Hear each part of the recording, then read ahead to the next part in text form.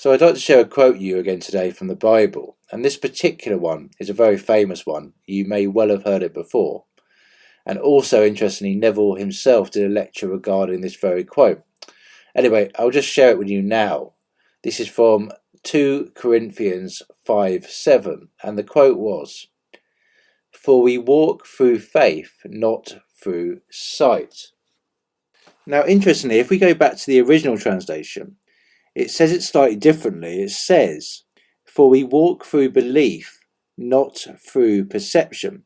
Now, this is really interesting because it adds the word perception in here. Now, let us just refer to the dictionary and see what this word perception actually means. Well, it means the ability to see, hear, or become aware of something through the senses. And this is a really, really important point to add in here. So we are asked here, through this quote, to live through our belief systems, not via our sensory perceptions.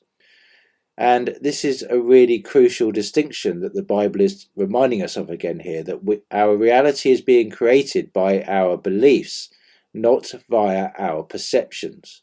Now, this is really, really important. And we are not here to judge appearances via what we are witnessing. We are here to realize that all of the external appearances we are witnessing are formed from the beliefs we are carrying within ourselves. And when I say the beliefs we are carrying within ourselves, I mean the things or the concepts or the ideas that we have accepted as true about reality. And this is a key point again to remind you of, that belief is an acceptance of truth. It is nothing more and nothing less. So whatever we are accepting as true about our reality will be projected outwards and will form our reality. So this is how our reality is created. This is how we walk, move, and communicate in our reality. We do it via belief, not via our sensory perception.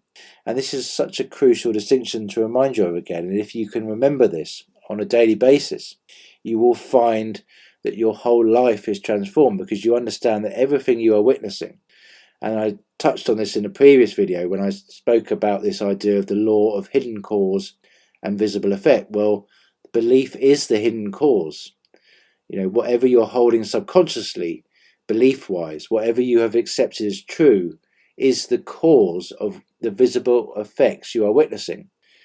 And so it's crucial for us not to become a slave to what we are visibly witnessing, but to remember always, or try to remember always, I should say, that the true cause of what we are witnessing is coming from within ourselves. And when I say it's coming from within ourselves, it's coming from what we are believing to be true within ourselves. Now, to conclude today's video, I'm just going to share with you a passage from Neville's lecture in 1967, Walk by Faith, and he gives his own interpretation of this particular quote here. And as you can see, his interpretation is very similar to the one I've just described to you. And it goes, "We walk by faith and not by sight. When we walk by sight, we know our way by objects that the eye sees. But Paul tells us to order our life by objects seen only in the imagination.